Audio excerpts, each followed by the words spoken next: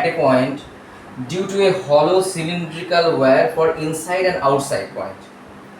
তাহলে ব্যাপারটা হচ্ছে কিরকম, এই হচ্ছে আমাদের একটা সিলিন্ড্রিক্যাল ওয়্যার, ভেতরটা ফাঁপা হলো, তাহলে কারেন্ট যাচ্ছে কোন দিকে, এইভাবে এবং এই সাইডের এই অংশ জুড়ে একদম সার্কেল বরাবর, এটা একটা সিলিন্ডার। তাহলে সিলিন্ডার ব্যাপারটা যদি তো আমরা যেটা করতে চাইছি এখন, তাহলে এই ম্যাগনেটিক ফিল্ডের হলো সিলিন্ড্রিক্যাল ওয়্যারের জন্য ইনসাইড এবং আউটসাইড পয়েন্টে কত ম্যাগনেটিক ফিল্ড। তো ফার্স্ট আমরা আউটসাইড পয়েন্টে কনসিডার করলাম। তাহলে আউটসাইড পয়েন্ট মানে হচ্ছে কি এই অ্যাক্সিস থেকে স্মলার ডিস্টেন্স দূরে কিউ পয়েন্ট। তাহলে কিউ পয়েন্টে ম্যাগনেটিক ফিল্ড পেতে গেলে আমরা কি করলাম, এটাকে টপ ভিউ একটা এঁকে নিয়েছি। তো আগের মতো টপ ভিউ নেওয়ার জন্য কারেন্টগুলো প্রত্যেকটা ভাবে কি ডট কারেন্ট, এইভাবে ঘুরে এসছে, তাহলে আমাদের দিকে আসছে। তো ডট কারেন্ট হওয়ার জন্য আমরা এখানে ডট এঁকে ফেলেছি। এইবার এখান থেকে স্মলার ডিস্টেন্স জুড়ে কিউ পয়েন্ট কনসিডার করা হয়েছে। তাহলে আমাদের ফার্স্ট অ্যাম্পিয়ার লুপের স্টেপটা কি, কিউ কে জুড়ে একটা অ্যাম্পিয়ার লুপ আঁকো। তো সেটাই করা হয়েছে, কিউ কে নিয়ে একটা অ্যাম্পিয়ার লুপ কনসিডার করা হয়েছে। নেক্সট কি, নেক্সট হচ্ছে একটা সেন্স অ্যাসাইন করো। তো সেন্স অ্যাসাইন আমরা ক্লকওয়াইজ অ্যান্টি ক্লকওয়াইজ দুটোই করতে পারতাম, কিন্তু এখানে কারেন্টটা যেহেতু আমাদের ডট আছে, তাই আমরা ডট কারেন্টটাকে প্লাস করার জন্য, ডট কারেন্টটাকে যদি প্লাস করতে হয় তাহলে আমাদের লুপটা ঘুরছে কোন দিকে, অ্যান্টি ক্লকওয়াইজ, মানে একটু রিভার্স করলাম। তো এই কারণের জন্য আমরা অ্যান্টি ক্লকওয়াইজ সেন্সটাকে পজিটিভ দিলাম, যাতে করে এই ডটটা আমাদের প্লাস হয়ে যায়। আই বলে যেটা আমরা আসছি, আই এনক্লোজড, এই টোটাল কারেন্টটাই ওটা কিন্তু আমরা পজিটিভ বলবো, নেগেটিভ আসছে না। আচ্ছা, next ampere loop, ampere formula, close line integral B dot DL equal to mu naught into I enclosed. First আমাদের কি কন্ডিশন অফ ট্যানজেন্সি কি বলে, বি আর ডিএলটা হচ্ছে প্যারালাল হবে। তার মানে যে কোনো পয়েন্টে আমাদের এই অ্যান্টি ক্লকওয়াইজ সেন্সে ঘোরার পর ট্যানজেন্ট বি পয়েন্টে কোন দিকে আসছে, এদিকে। এই পয়েন্ট যদি কনসিডার করতাম তাহলে বি কোন দিকে আসছে, এইদিকে, অ্যান্ড সো অন। তাহলে বি হচ্ছে আমাদের ট্যানজেন্ট বরাবর, সেই কারণের জন্য ডট প্রোডাক্টের ডট উঠে গেছে, শুধুমাত্র বি আর DL, mu naught into I enclosed. Next আমাদের আবার এখানে কি কন্ডিশন, এই কন্ডিশনটা হচ্ছে আমাদের কন্ডিশন অফ কনস্ট্যান্সি। তাই জন্য বিটাকে আবার বাইরে বের করে নিয়ে এসে ডিএল এসছে equal to mu naught into I enclosed. এখন শুধুমাত্র আইটাকে নেওয়া হয়েছে, কেননা প্রত্যেকটার মধ্যে দিয়ে টোটাল কারেন্টটা হচ্ছে আই। তাহলে dl equal to 2 pi r mu naught into I, তাহলে B is equal to mu naught into I divided by 2 pi into small. এটা হচ্ছে এক্সটার্নাল কোনো পয়েন্টের জন্য। নেক্সট যদি ইন্টারনাল কোনো পয়েন্ট হয়, দেখো তাহলে আমরা ইন্টারনাল পয়েন্টটাকে যদি এখানে কনসিডার করি, let this point be P, তাহলে এটাও হচ্ছে আর ডিস্টেন্স দূরে আছে, আরটা এখানে ভেরিয়েবল। তাহলে তখন আমরা আর কে পি পয়েন্টকে নিচ্ছি হচ্ছে ভিতরে কোনো একটা পয়েন্টের জন্য। তাহলে আবার পি পয়েন্টকে ঘিরে যদি আমরা একটা অ্যাম্পিরিয়ান লুপ কনসিডার করলাম, পি পয়েন্টকে ঘিরে অ্যাম্পিরিয়ান লুপ, এই লুপেরও একটা সেন্স দিতে পারি, তাহলে আবার এটাকে আমরা হচ্ছে অ্যান্টি ক্লকওয়াইজ সেন্স দিলাম। কিন্তু এখানে একটা ব্যাপার আছে, দেখো তো এই লুপের ভিতরে কোনো কারেন্ট নেই, যা কারেন্ট আছে সব বাইরে। এই লুপের ইনসাইড, এই লুপটা যতটা এরিয়া কভার করে আছে তার ভিতরে কোনো কারেন্ট নেই। তার মানে ইন্টারনাল পয়েন্টের জন্য আমাদের আই এনক্লোজড ইকুয়াল টু 0। তাহলে ইন্টারনাল পয়েন্টের জন্য আই এনক্লোজ যেহেতু ইকুয়াল টু 0 হয়ে গেল, তাহলে B will be equal to 0 as well. তাহলে ইন্টারনাল কোনো ম্যাগনেটিক ফিল্ড নেই, যাবতীয় ম্যাগনেটিক ফিল্ড হচ্ছে আমাদের ওই লুপের বাইরে বা ওয়্যারের বাইরে। তো সেই কারণের জন্য আমাদের যদি গ্রাফিক্যালি ব্যাপারটাকে আমরা আনতে চাই, এই হচ্ছে আমাদের বি, সেন্টার থেকে আমরা এদিক করেছি, এই হচ্ছে স্মলার, এই হচ্ছে আমাদের এই স্মল ক্যাপিটাল আর ডিস্টেন্স দূরে, তার মানে এই পয়েন্টে হচ্ছে small R equal to capital R. তাহলে আপ টু এতটা পর্যন্ত আমাদের কোনো ম্যাগনেটিক ফিল্ড নেই। আর তারপরে ম্যাগনেটিক ফিল্ডটা হচ্ছে কোত্থেকে স্টার্ট হচ্ছে, এটা ডটেড লাইন দিয়ে করে দিলাম, this will be equal to mu naught I divided by 2 pi capital R, মানে অ্যাট সারফেস স্মলারের জায়গায় ক্যাপিটাল বসিয়ে দিলেই পাওয়া গেল mu naught I divided by 2 pi capital R. আর তারপর বি ইজ প্রপোর্শনাল টু আসছে কত, B is proportional to 1 by R outside point. তাহলে 1 বাই আর এর মতো করে নামবে, এই 1 বাই আর এর মতো করে নামার জন্য এই ভেঙে গেল। তো এই হচ্ছে আমাদের এখানকার গ্রাফ। নেক্সট ক্যালকুলেশনে আসছে।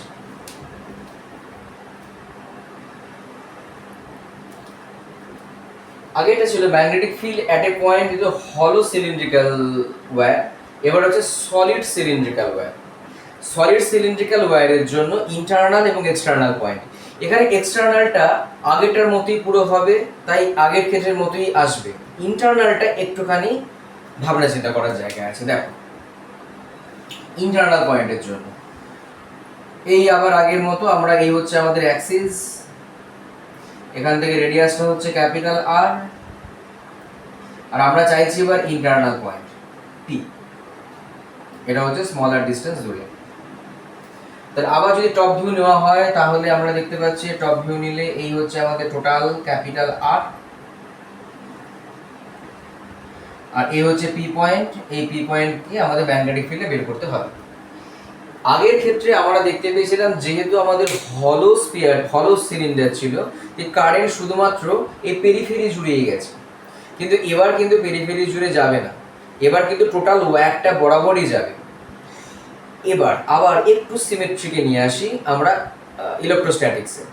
যখন আমরা কোনো সলিড স্পিয়ারের ইন্টারনাল পয়েন্টে, নন কন্ডাক্টিং সলিড স্পিয়ারের ইন্টারনাল কোনো পয়েন্টের ইলেকট্রিক ফিল্ড বের করার চেষ্টা করেছিলাম, তখন দেখো আমরা ধরে নিয়েছিলাম প্রত্যেকটা পয়েন্টের রো মানে charge density, volume charge density same থাকে। সেখান থেকে রোকে কনসিডার করে নিয়ে ওই যে গাউসিয়ান সারফেস নিয়েছিলাম সেখানে কতটা আমাদের চার্জ, তাহলে রো পেয়ে গেছি, রো পাবো রো ইন্টু 4/3 পাই আর কিউব করে বের করা হয়েছিল, রাইট? মানে রোটা কনস্ট্যান্ট ছিল ওখানে। একই রকমভাবে কারেন্ট যখন কোনো একটা থিক ওয়্যার বা সলিড একটা ওয়্যারের মধ্যে দিয়ে যায়, তখন যে প্রপার্টিটা সব জায়গায় সেম থাকে সেটা হচ্ছে কারেন্ট ডেন্সিটি। অর্থাৎ এখান থেকে যে কোনো পয়েন্ট, এই পয়েন্টে যা কারেন্ট ডেন্সিটি যে, এই পয়েন্টেও সে একই কারেন্ট ডেন্সিটি যে, এখানেও কারেন্ট ডেন্সিটি যে, মানে প্রত্যেকটা এরিয়া বরাবর আমাদের প্রত্যেকটা জায়গাতে কিন্তু যেটা সেম থাকবে সেটা হচ্ছে কারেন্ট ডেন্সিটি সেম থাকবে। কারেন্ট প্রত্যেকটা পয়েন্টে সেম যাবে না, যত ডিস্টেন্স যাবে বাড়বে, বেড়ে যাবে বা কমে যাবে আমরা দেখতেই পাবো, কিন্তু জে এর ভ্যালুটা সব জায়গাতেই আমাদের কিন্তু সেম থাকবে। তা জে যদি সেম হয় তাহলে এখান থেকে আমরা একটা জিনিস দেখো তো, জে হচ্ছে তোমার সেম, তাহলে এই পয়েন্টে জে যা হবে আমাদের পি পয়েন্টে জেটা তাই হবে, মানে টোটাল ওয়্যারটার জন্য কারেন্টের যে ডেন্সিটি জে আর পি পয়েন্টকে ঘিরে কারেন্ট ডেন্সিটি যেটাও সেম থাকবে। তার মানে আমরা পি পয়েন্টকে নিয়ে যদি একটা অ্যাম্পেরিয়ান লুপ কনসিডার করি, তাহলে এবার কিন্তু তার ভিতরে আর কারেন্ট জিরো নেই। কারেন্ট তখন এর ভেতরে কারেন্ট যদি আমাদের আই ড্যাশ হয়, তাহলে J dash is equal to হয়ে গেল I dash divided by A dash. A dash হচ্ছে এই যে অ্যাম্পেরিয়ান লুপের ভেতরে যে এরিয়াটা আছে সেইটা। তাহলে আমাদের কি কি পয়েন্ট কনসিডার করতে হলো, যেটা হচ্ছে আমাদের সেম, তাহলে পুরো কারেন্টের জন্য জে ইজ ইকুয়াল টু কত, I divided by A. I হচ্ছে টোটাল কারেন্ট এই যে বরাবর যাচ্ছে ডট ডট করে, যেটা আমরা আগের ক্ষেত্রেও এঁকেছিলাম। তাহলে এটা হচ্ছে তোমার পুরো জায়গাটা জুড়ে আমাদের কারেন্ট যদি হয় আই, তাহলে আই বাই টোটাল এরিয়া হচ্ছে এ, দ্যাট ইজ ইকুয়াল টু অ্যাম্পিরিয়ান লুপের ভিতরে আমাদের কারেন্ট যদি হয় আই ড্যাশ, তার ভিতরে এরিয়াটা যদি এ ড্যাশ হয়, এই দুটো সেম। এটা দিয়ে আমাদের বের করতে হবে আই ড্যাশটা কত, এবং that is equal to I enclosed. I এনক্লোজডটা বের করতে পারলে B dot DL equal to mu naught into I enclosed. তাহলে যেহেতু আবার আগের মতোই যদি কারেন্টকে আমরা যদি এই বরাবর পাস করাই এখান দিয়ে, তাহলে আবার উপরের দিকে টপ ভিউ নিলে তাহলে আমরা দেখতে পেয়েছি ডট কারেন্ট হলো। তাহলে আমাদের ডট কারেন্ট হওয়ার জন্য আমাদের যে অ্যাম্পিরিয়ান লুপের ডিরেকশনটাকে পজিটিভ করার জন্য আমরা অ্যান্টি ক্লকওয়াইজ নিলাম। কেন নিলাম আগের আগের প্রবলেমে আমরা আলোচনা করেছি। তাহলে এখান থেকে এবার চলে এলো আই তো টোটাল কারেন্ট আই, এ মানে কত পাই আর স্কোয়ার, যেহেতু একটা circle, equal to I dash আমার দরকার আই ড্যাশ, এ মানে হচ্ছে pi into small R square. এই ডিস্টেন্সটা যেহেতু স্মল আর ডিস্টেন্স ধরে চাইছি, তাহলে এখান থেকে পাই তুমি ক্যান্সেল করে দাও, তাহলে I dash is equal to পেয়ে গেলাম total current I into small R square by capital R square. আমাদের এটা কাজে লাগে, এটাই হচ্ছে I enclosed. Therefore, from Ampere's circuital law, B dot dl equal to mu naught into I enclosed। এখান থেকে আবার প্রথম পাশাপাশি কিন্তু তোমরা লিখবে, এটা হচ্ছে পরের ধাপে B dl হয়ে গেল equal to mu naught into I enclosed এর জায়গায় লিখছি I dash। এটা কেন লিখতে পারলাম, যেহেতু B is parallel to dl, মানে যেটা হচ্ছে কন্ডিশন অফ ট্যানজেন্সি। আবার বিটাকে বাইরে বের করে নিয়ে আসতে পারবো, B close line integral DL equal to mu naught into I ড্যাশের জায়গায় বসিয়ে দিচ্ছি I into small R square by capital R square. আবার ডিএলটা কনসিডার করার সময় কোন ডিএল, অ্যাম্পিরিয়ান লুপের আমাদের পেরিমিটার, তাহলে mu into two pi R, B into two pi R equal to mu naught into I small R square by capital R square. এখান থেকে স্মল আর তুমি ক্যান্সেল করে দিলেই আমাদের এক্সপ্রেশনটা পেয়ে যাচ্ছি। তাহলে দেখো B equal to mu naught into I by 2 pi capital R square into small r. অর্থাৎ এখান থেকে ইন্টারনাল পয়েন্টের জন্য আমরা বলতে পারবো বি ইজ প্রপোর্শনাল টু আমাদের small r, B is proportional to small r.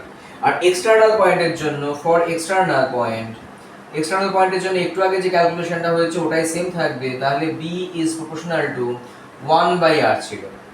তাহলে ইন্টারনাল পয়েন্টের জন্য বি প্রপোর্শনাল টু আর, আর এক্সটার্নাল তাহলে এখান থেকে আলটিমেটলি এলো তাহলে ফর ইন্টারনাল পয়েন্ট যেটা small r is less than capital R, B inside equal to mu naught I divided by 2 pi capital R square into small r. তাহলে এখান থেকে বি ইনসাইড পয়েন্টের জন্য B proportional to small r, আর for external পয়েন্টের জন্য যেখানে small r is greater than capital R, B external equal to mu naught I divided by 2 pi small R.